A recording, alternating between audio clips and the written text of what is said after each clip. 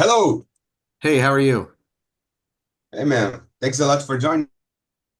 Yeah, thank you for having me. Such a pleasure to talk to you. This will be your first time performing in Brazil with Queensrÿche. What can Brazilian fans expect from the Most of Rock show?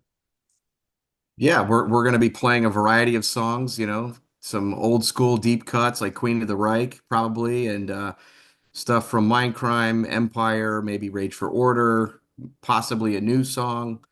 So it'll I imagine it'll span, the more favored albums in the catalog. And how does it feel for the band to be part of such an iconic festival like Most of Rock? Yeah, I mean, we're super excited. We're thrilled. It's great to finally go to South America.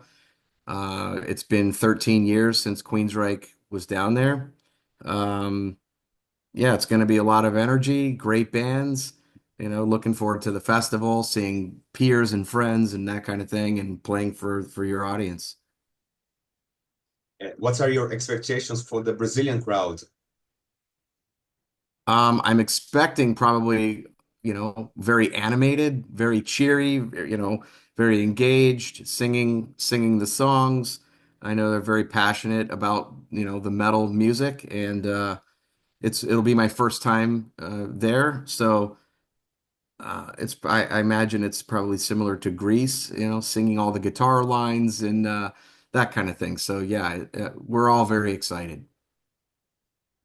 Chris Reich is currently doing the Origins tour, which celebrates the band's early work.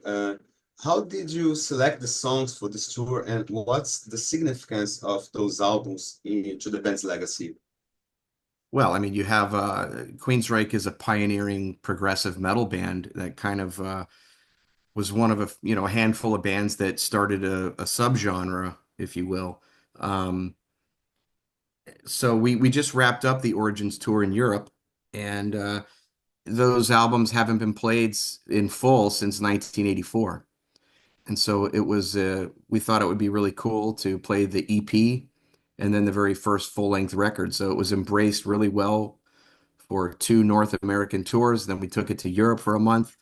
Everybody loved it. They haven't heard songs like Blinded or Before the Storm, in just decades.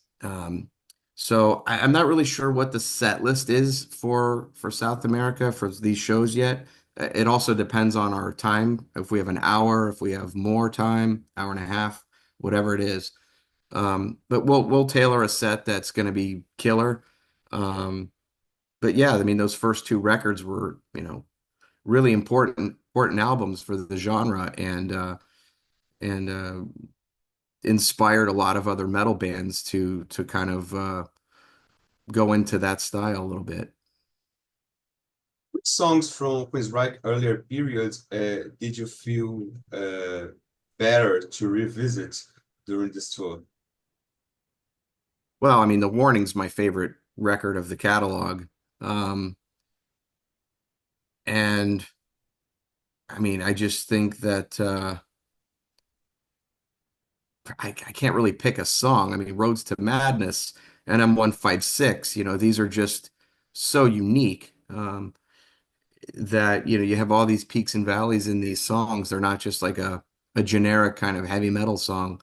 There's tons of dynamics and great harmony guitars, and the drums and bass lines are killer. Vocal acrobatics. This is when, you're spanning a full range of vocal range. So it's a lot of fun to do. I don't have a particular favorite. I love them all for different reasons. But yeah, the audience seems to really, really love those records too, I mean, it brings you back to your youth when you first got these records, and it was long overdue, but not playing these since 1984. This was a really special thing that we were able to do. So, yeah. I've been with Chris Reich for so many years. How do you perceive your evolution as singer and a band member? I mean, I kind of fell right in, like, I'm a drummer originally. So I kind of speak that language as a musician, not just a guy that just sings. that doesn't play an instrument. So when we're writing songs, I mean, it's like I'm on that side of the writing too. I love writing lyrics. I've been given equal reign to, I mean, usually I'm kind of take the charge on a lot of the artwork that the band does, whether it's staging, artwork for scrims. I mean, we all talk about it when it comes to like the album artwork or video concepts. Michael and Eddie usually just kind of hand it to me, and I'll express an idea. They say, "Yeah, cool, run with it," and then I kind of take over from there, and then they kind of get involved and add their stuff to it. But most I feel very fortunate that I'm in a band that's been around this long. They give me that kind of creative freedom uh, and input in the band. And I think because I was a fan of the band, I have a grasp of what the audience likes and expects in a way that's a little different from them because they've always been in the band. But as an outsider and now in the band, I think I have a unique perspective that you just can't have otherwise. With your solo career, in addition to Queensryche, how do you manage to balance both schedules? It's impossible.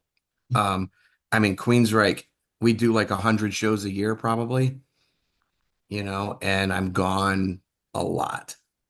So trying to find time to spend time with my family and do things around the house like everybody else has to do, fix things, repair things, feel like you have a normal life. And then you have to write a record in between touring. And then when it comes to my stuff, it's just like really hard to move forward with another solo record or doing live shows on my own because when you only have 5 days off or 7 days off or even 2 weeks off, there's just no way to it'll just burn my voice out, burn my psychology out. It's very tiring. I always say that I get I get paid to travel and I play for free because it's so much travel. It's a really, really hard thing to do. It's a good question, but yeah, it's really, really hard. How do you maintain such a high standard of performance, both in the studio and during the live shows? I mean, well, on tour, I try to limit, I mean, pretty much anyway, I try to limit my speaking because that's just really, really, really hard on my voice. Um, but I don't really follow any particular rules like most singers do. I mean, I can eat a piece of pizza and drink a Coke and go on stage. Um, I don't drink alcohol. I never have. So, that's in my favor. I quit smoking over 2 years ago, and I'm sure that that's probably helped my voice too. Um, but really just trying to get adequate sleep and really not speak. And I just save my voice for the performance. And that's why that's my job. That's how I earn a living. So I do my best to try to be healthy that way. But when you're in a different city or country or elevation and you're with 10 people on a bus and one person gets sick, it spreads. And every tour I get sick. Everybody gets sick. It's a head cold, it's the flu, you know, it's really, really challenging. Anybody can sit in their bedroom and record and put it on YouTube after their thousandth take. It's another animal to be on the road with all those conditions and variables at play and still deliver a worthy performance every night. And not every night you're going to do that. Sometimes I sing like shit. Sometimes I feel like, man, I'm really struggling tonight. But your voice is just a very fickle, sensitive thing. Your body is the instrument. So there's just no telling what's going to happen when you wake up the next morning. You really don't know. With the recent return of Crimson Glory and considering your previous involvement in the band, how do you see the future of the group and what's your opinion on the new chapter in the band's history? For Crimson Glory, Yeah. I mean, I don't really talk to those guys. Once in a while, I'll talk with Ben or Jeff. I haven't talked to Dana in years, but Dana and I are cool. Um, I mean, I think the new singer is doing a good job. I think that they all work normal jobs, so they're not a band that is going to really go out there and tour extensively. I think I'm happy for them. This is an opportunity for them to kind of get out there and play some live shows again.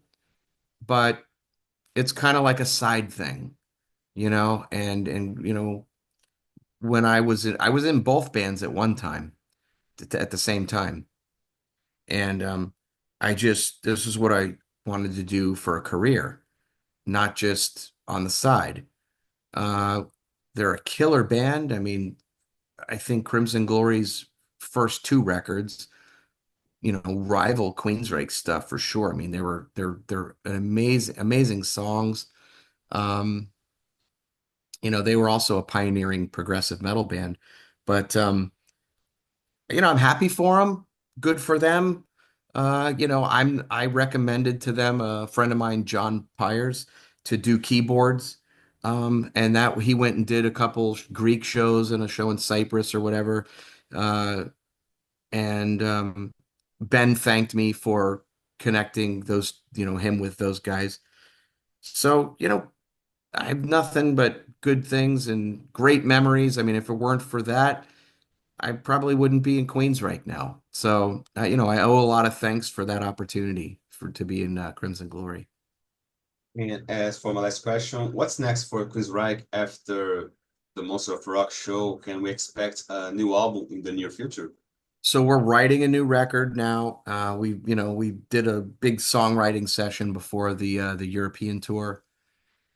So it's just in the process of writing, creating songs, getting demo things going.